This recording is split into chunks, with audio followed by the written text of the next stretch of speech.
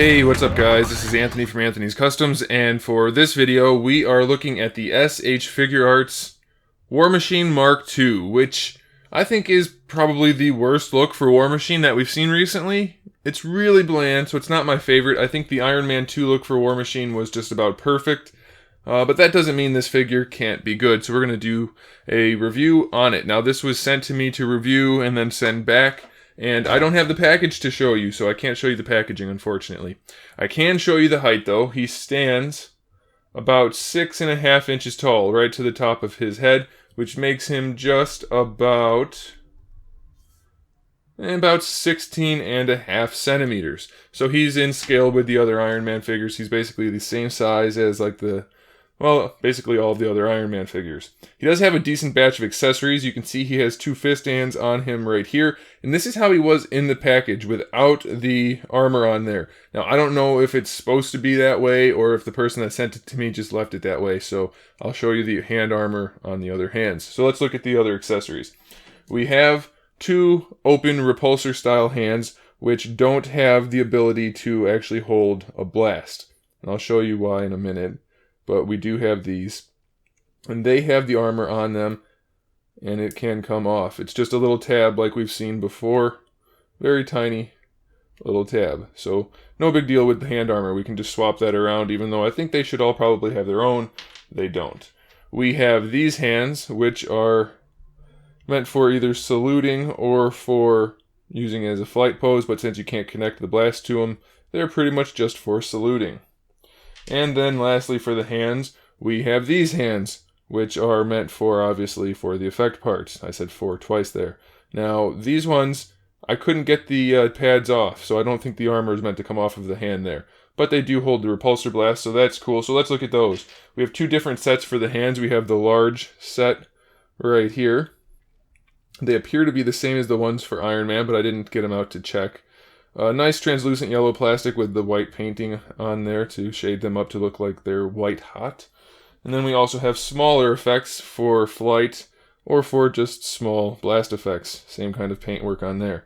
Then we also have some blast effects that peg into his feet. So those should be good for those of you that want to pose him flying. And then lastly we have one for the minigun, which just pegs into the minigun right in the barrel, which I can show you now. So we have the minigun accessory, which is nice. It has some hinging on it, so we can rotate that around. We can hinge it and rotate it there. And does it rotate one more? Yeah, it rotates up there also. So it's fine for posing, and I'll show you it in some photos at the end. And then the blast effect just pegs in to the barrels like that, and it looks pretty good. So it's a nice little bonus. That's it for the accessories. He doesn't have a huge amount, but I think it's an appropriate amount, so it's no big deal. For the most part, he's a pretty nice looking figure. I like the silver they used. It's very shiny, very metallic looking. The gunmetal does feel a little bit dull, but I guess that's okay. It's not a huge deal. The chest reactor, or the repulsor in the chest, and the eyes are solid white / silver, so they don't really look that great. Now, completely honest, I don't know if they are supposed to or not. I know most of the figures have red, outlines on there.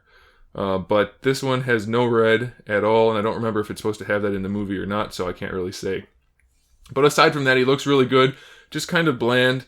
I know he's missing some details compared to the Marvel Legends version. I don't know which is more accurate, because I don't remember from the movie, so that's up to you to decide. But the sculpt is all pretty sharp. No issues there, and the paintwork that is there is nice and clean, so again, no issues there. Now this guy is basically just a repaint of the Iron Patriot War Machine that came out a little while before. I do believe the Iron Patriot had the stars sculpted into the chest, whereas this guy just has the flat chest, so I don't think that was just a paint job, so he does have a little bit of a different mold, it looks like, but I could be wrong about that since I don't have the Iron Patriot.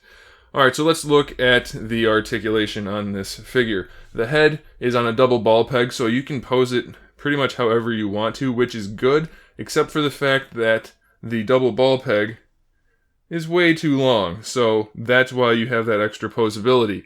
The peg is way too long and looks absolutely ridiculous. The only way it doesn't look bad is if you mush the peg back and push the head down, which makes the head in the wrong position.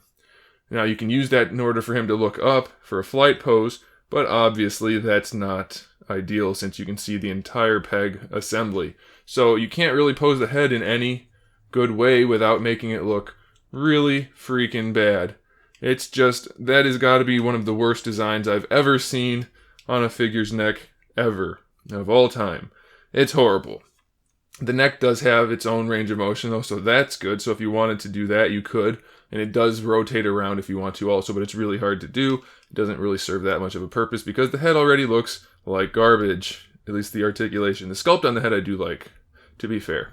For the arms, we have a ball peg where the arm connects to the torso. So you can move the arm around like that, and that silver part in there is just a cup to hide it.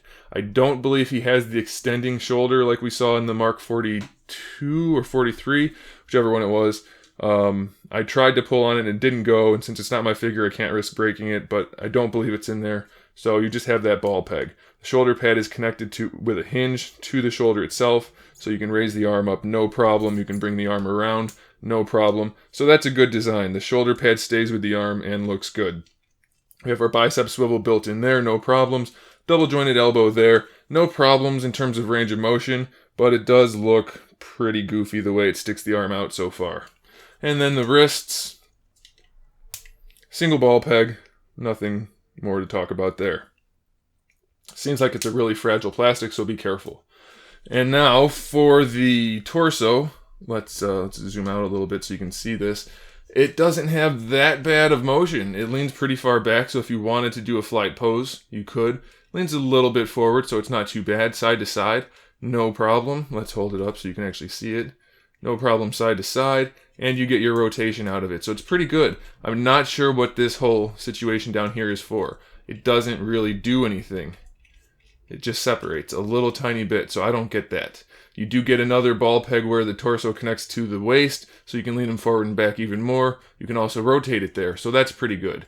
You have little hinges here on these side flaps, so they will move if you need to pose the hips in that direction, so that's a good thing. The hips are on a hinged ball peg, so you can pull that down, and you can get pretty good range out of the hips then. Bring the legs all the way up if you want to. So that's pretty good. You do end up with a giant gap in there, but what are you going to do? You have to have a gap sometimes. It's just no way around it. So then we have the ball peg for that hip joint in there, and we have a ball peg for where the thigh connects to that, which I think is a horrible design because it's ugly and not practical and doesn't do any good, but it does give you a swivel, so I guess that's okay, but I really, really hate that design, especially on this one because it's mismolded and doesn't really want to work properly. So not a good design, not a good job at executing it. The knees look pretty good like this. When you bend them, they look okay. They are really bulky and kind of awkward looking, but they're not horrible. They're not the worst thing in the world, but they're not good. And then for the ankle, we have a swivel. We have a hinge, which also is accommodated by this hinge back here and this flap right here. So that's a really nice design. It hides the joint very well. It still has good range of motion, so that's nice. We have a proper ankle rocker, which actually lets the foot rotate. Now that one's really stiff. That's the one bad thing about messing with other people's figures. I'm always afraid to break them. So this ankle is going to work properly. So you get the ankle rocker there. And then you have the toe hinge, which is okay. It's probably a little bit too far back in the foot, and it doesn't really want to go. But it is there, so if yours works, then that's good for you. It's super stiff, though. So it's not a great figure. It's a pretty average figure, to be completely honest. And I think the fact that he's an exclusive and therefore costs like $100 if you buy him domestic, he's probably not worth the price. So I don't really recommend it. So there you go. Thanks for watching, guys. Make sure you subscribe to the channel so you can see my upcoming figure reviews, custom figures, and other good stuff. And in the meantime, keep collecting.